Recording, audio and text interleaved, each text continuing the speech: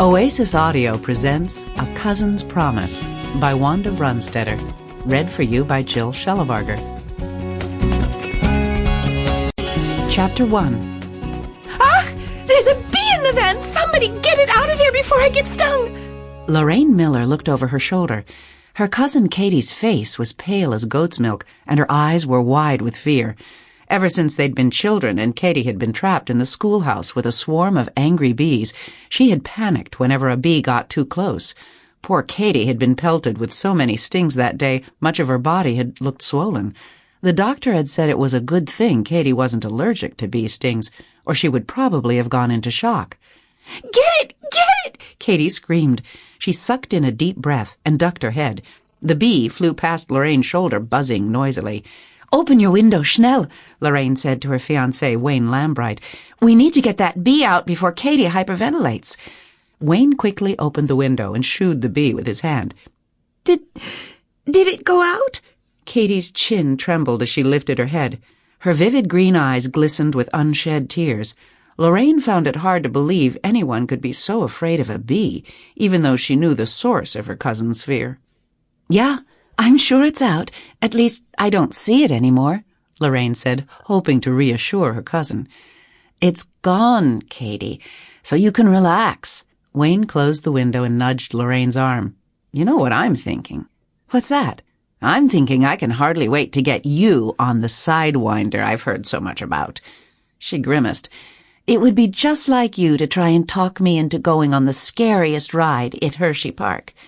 Wayne's eyes twinkled. Do you really think I'd twist your arm and make you do that? She doesn't think it. She knows it. Lorraine's cousin Ella spoke up from the back of the van. Jolene, Lorraine's other cousin, giggled behind her hand, while Katie's boyfriend Timothy snorted like one of his father's pigs. Remember, Loraine, you're the one who suggested we take this trip to Hershey Park, Jolene's brother Andrew said. So I would think you'd be looking forward to going on all the scary rides. That's right, Ella's brother Raymond chimed in. Getting scared out of your wits is the whole reason for going to an amusement park. Wayne nudged Lorraine's arm again. Don't you remember how much fun we had when we went to the fun spot last Labor Day weekend? Loraine nodded. It had been fun to visit their local amusement park, but those rides weren't nearly as frightening as the ones she'd heard about at Hershey Park. Even so, she was excited to take this trip.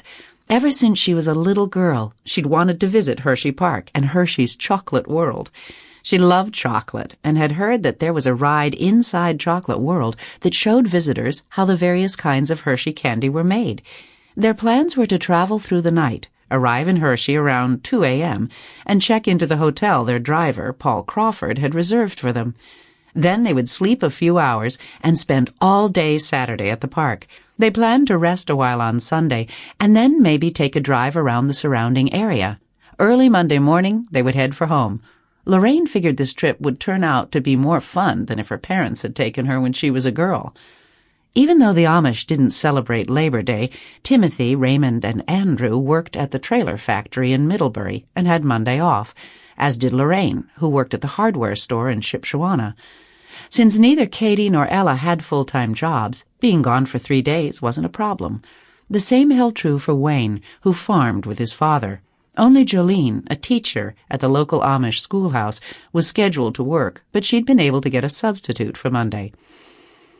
I don't know about anyone else, but I'm more anxious to eat some of that wunderbar chocolate than go on any of the rides at Hershey Park. Katie smiled and relaxed against the seat, obviously feeling better now that the bee was gone. Listen to you, talking about food already, and we're not even to Ashley yet.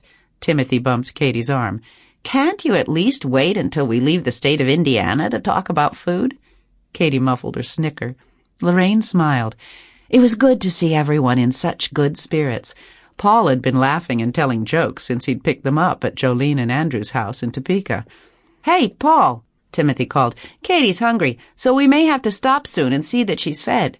I'll be stopping before we get to Highway 69, Paul said over his shoulder. Will that be soon enough? Timothy needled Katie in the ribs. What do you say? Can you hold out till then? She wrinkled her nose. If you don't stop teasing, I won't go on any of the rides at Hershey Park with you. Is that a threat? Sample complete. Ready to continue?